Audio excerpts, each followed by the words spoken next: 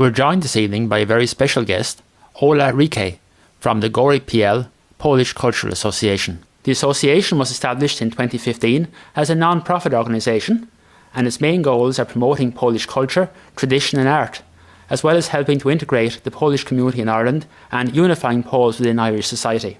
Dobry wieczór, Ola. Dobry wieczór, William. Thank you for taking the time to talk to Hello Irlandia about Gorey.PL Polish Cultural Association and the work of the association to promote Polish culture in Gorey, County Wexford. I'm assuming from your name that that's not a Polish name, is it? Riquet? No, it's not. It's a French surname. It's I married a Frenchman. So you're originally from Tychy, I believe, which is in the southwest of Poland, south central Poland. Yes, from Tychy. Yes. How did it come to be established? What was the background in 2015 to the organisation being set up? I think the whole story begins with Gorey Festival. Our local library got an invitation from the embassy to take part in the festival. It was the first edition of it, and the library knew only one Polish person at that time, and they've asked her if she would be willing to organize a little afternoon with celebrating Polish culture.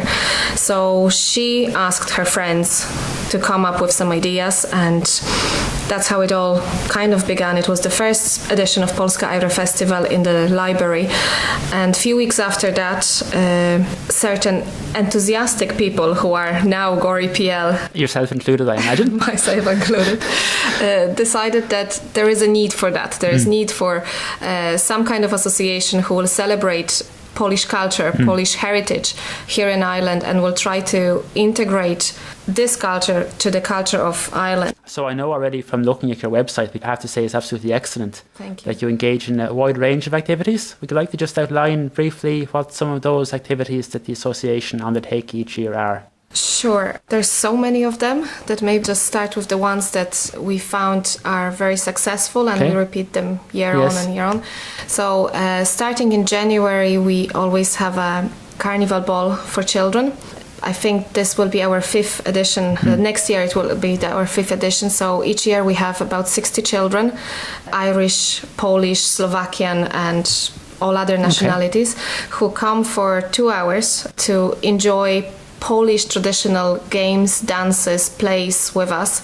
They all dress up. We adults dress up also. Oh, right. And it's just an amazing event full of laughter and happiness, and showing our little ones how beautiful our Polish games and songs really are. Yes. You have a mixture of various different nationalities in this event as well. Yes, we do. This year we had Irish, we had Polish, we had Slovakian. Moving on to the next one, we always take part St. Patrick's Parade in Gorey. We've won several different awards for our representation. This year the theme of the parade was Gorey 400, as Gorey is celebrating the 400 years of gaining the town rights. So we came up with the project that's called 400 Reasons to Love Gorey. We came up with this idea to celebrate this really good, fine occasion, and we've invited and are still inviting people of Gorey to come forward and give us the hashtag ideas why they love Gorey. It can be very simple, like hashtag lovely place, hashtag sunny southeast, or whatever else comes sunny to mind. Sunny southeast some of the time, indeed, yes. Very often, actually. Yes. So, yes, we want people of Gorey to tell us why they like to live here, why Gorey is special to them. Excellent. And I know there's a plan to gather all of the hashtags together and put them in a mural for unveiling on June the 9th, I believe it is? Yes, during Gorey Festival, our family fun day. See, our town council stands behind us, and they loved the idea when we presented it to them. So they asked if we could paint a mural on the Gorey Civic Square to be there for years to come, for everyone to see. Yes. So whoever has the hashtag ideas and want to contribute, they can do so on our website, Gorey.PL, or visit our local library or visitor center. So have you contributed a hashtag yourself yet? I have few favorites. So obviously hashtag Gorey.PL would be the first one. Yes. But it's also my hashtag, the one that we discussed with our family is just hashtag my home. Very nice indeed, absolutely. So turning back to some of the activities of the association, one of the ones which particularly interested me was one concerning the designing of Polish Easter eggs, pisanki. Yes. This is the tradition in Poland. On Saturday morning, Polish families would sit down together and decorate eggs in various ways. And here in Gorey there is a man who is really enthusiastic about that. He decorates the eggs all year round. And if you would see him, you wouldn't believe that a man with a big, strong hands can turn... He's as agile as that, is he? Exactly, can turn an egg, a chicken egg, hen's egg I should say, yes, into something so beautiful. He actually cuts out the pieces of it and he carves into the egg. Yes. And he can make whatever you ask him to do and whatever he can imagine out of it. And it's an amazing tradition, and last year we've shared it with the Irish audience.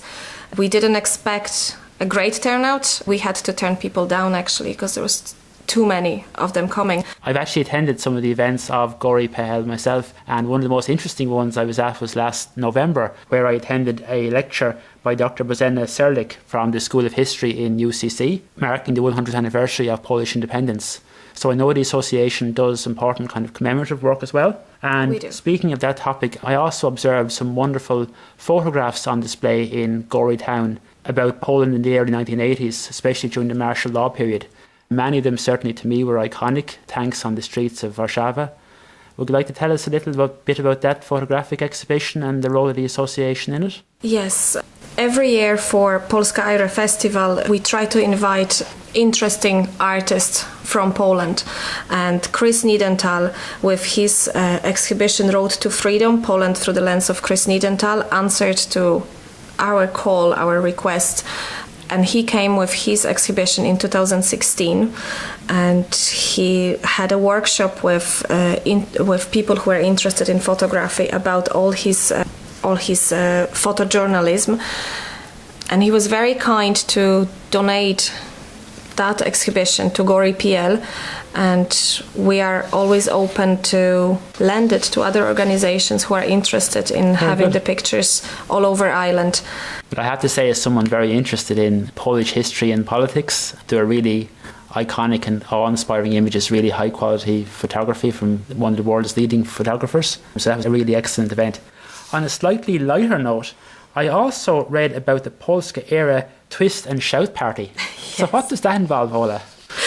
That was basically a disco which involved dressing up and dancing to the tunes from late 50s, early 60s, and just basically having fun. We had a dance instructors who came on board and showed us all how to twist, and it was just really fun event to have. Well, I'm sorry to say that event would certainly be outside of the comfort zone of this, our Lower Irlandia presenter, is one thing for sure.